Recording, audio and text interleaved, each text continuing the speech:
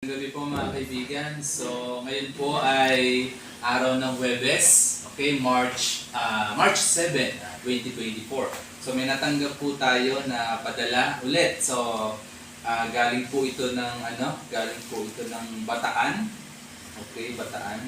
So, shoutout po kay Boss Vincent Pangisban. So, si Boss Vincent Pangisban ay ayun again, taga Abukay, Bataan. Okay. So I think mga taga-Bataan, maraming salamat po sa inyo sa tiwala at suporta. So siguro mga 11 or mga 12 na po yung customer natin na higit na taga-Bataan po. So maraming salamat po sa inyong tiwala at nakikita niyo po yung mga post ko sa mga social media platform. So salamat po. So ito pong pinadala ni Sir Vincent ay panel gauge po ng Hilux.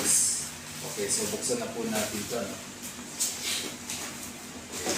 So actually tinanggal ko na po yung kanina, yung plastic kasi may mga times minsan sa sobrang dami ng balot, minsan nagtatagal ako kaya minsan kinakat ko na po yung video ako, tinatanggal ko muna. Or may mga time talaga na gaya nito, tinatanggal ko muna siya bago po i-vlog. Ayan, ang dami. Okay. Ayan, ito ay Toyota Hilux. Okay.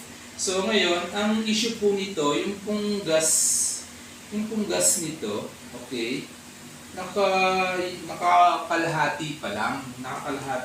Pero, ang nangyayari sa kanya, yung mismong tangke, wala nang laman. So kaya kalimitan po, yung mga ibang customer natin, ang pinapalitan yung floater, yung gas floater, which is truly enough na talagang floater talaga yung unang isipin. Pero sa mga ganitong model po, like Hilux na year model 2010 hanggang 2015, Fortuner na 2010 hanggang 2015, Innova na 2010 hanggang 2015. Ito po yung kalimitang problema niya. Okay.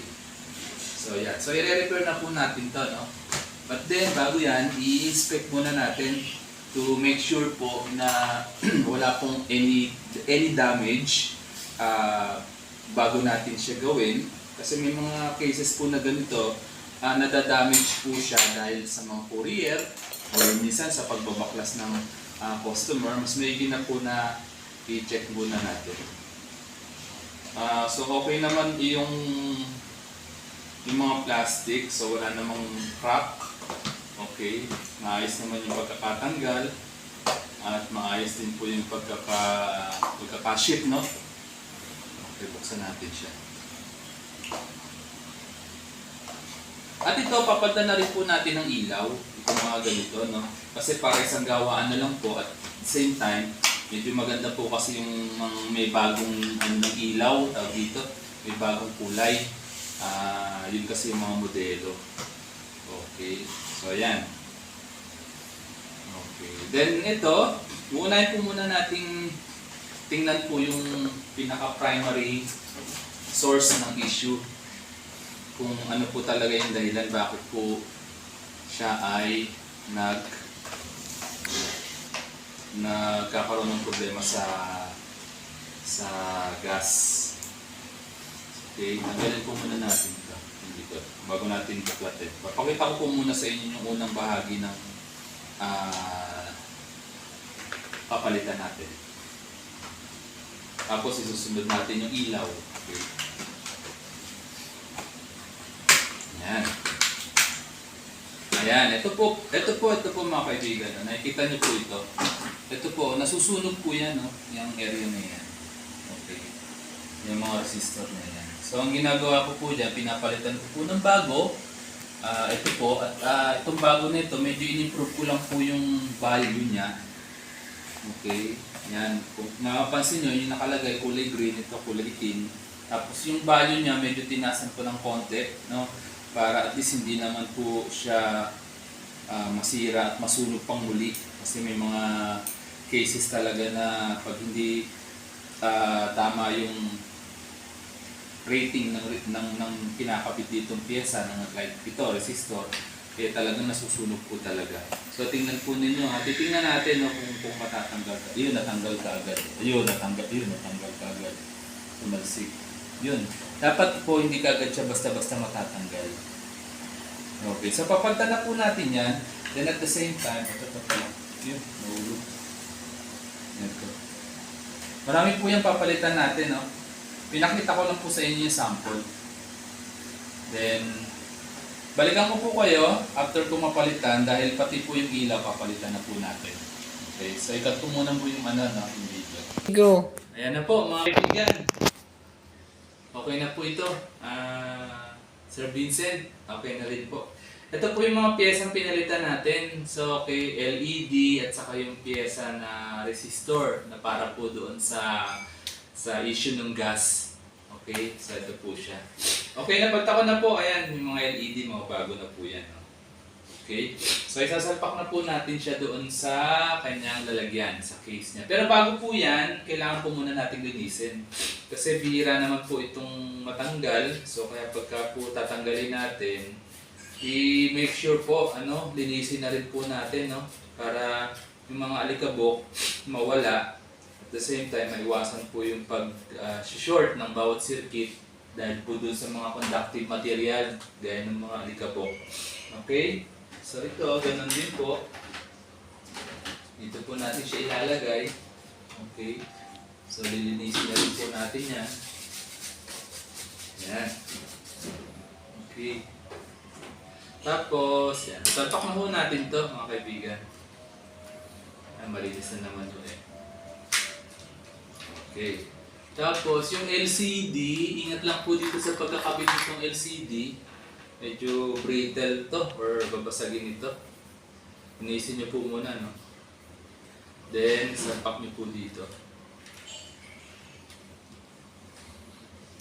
Okay. Pagsasalpak po nito, medyo konting ingat lang kasi nga po, pagka hindi po siya, yan, pag hindi po bumao na tumutukod, huwag nyo pong pilitin, baka mabali po yung pin. Okay, tapos yan, konting linis. Okay. Yan.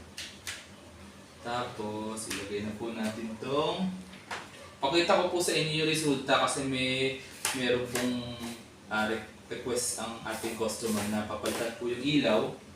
So mamaya po, pakita ko po sa inyo yung resulta. Napalitan na po natin ang ilaw, no? Yung end result. Yung end result na lang po ang papakita ko sa inyo kung ano po yung pinalabasan ng kulay niya. So medyo surprise lang po tayo ng konti, no? Okay.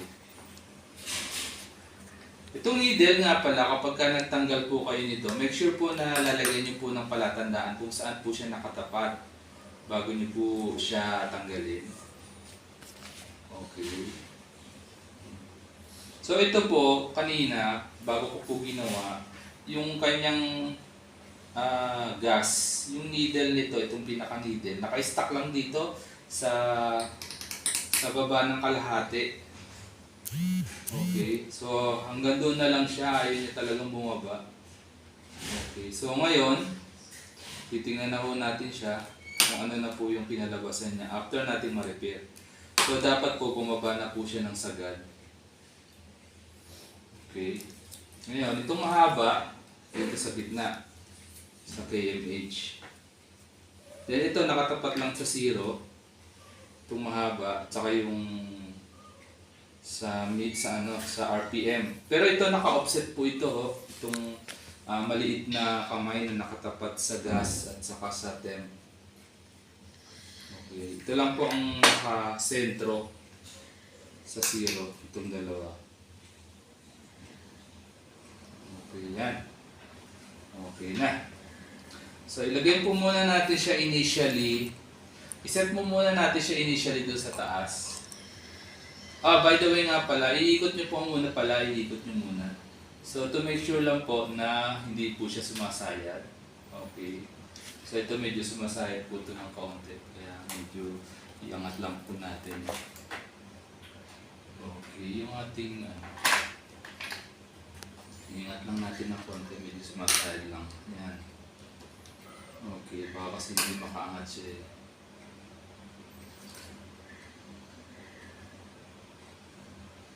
Okay. Yan. Tapos ito, ganun din. Ito, ganun din. Okay. So, yan. I-test na po natin, no? Okay.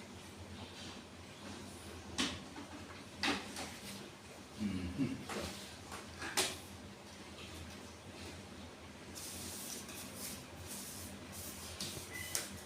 Okay.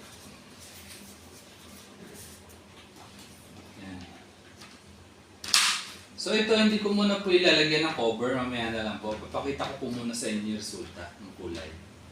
Okay, mamaya madali na po yung cover kasi itong cover na ito, lilinisin ko pa po yan ng acrylic cleaner para makintab.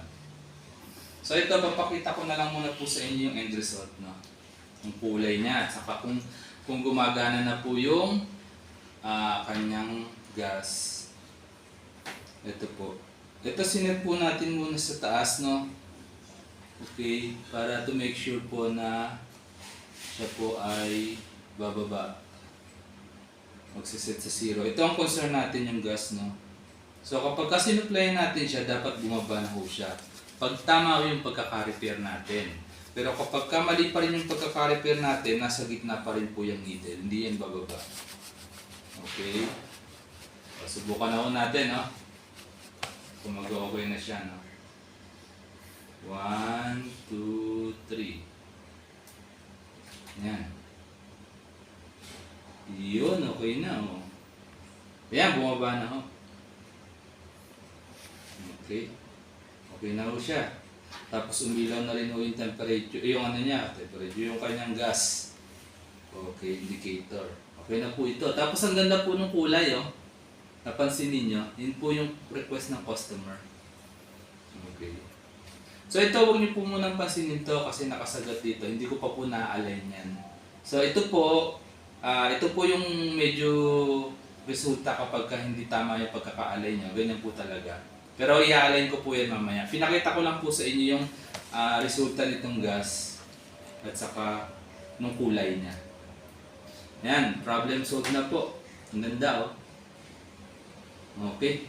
So, ayan. I-ayos ko na lang po ito, mga kaibigan. Okay na po ito. So, bukas po ito. Pwede ko na pong i-ship. So, maraming salamat po. Set ko muna to, no? Baka kasi para at least makita ng mga viewers natin na naayos natin. Ilagay muna natin to sa... Para ano. Ito po, i-ayos ko na po bago ko po i-end yung video. Para at least mas...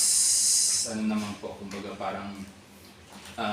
makita po ng ating customer na in actual po na naayos na.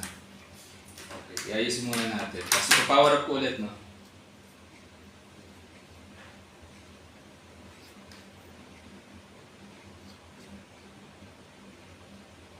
Okay.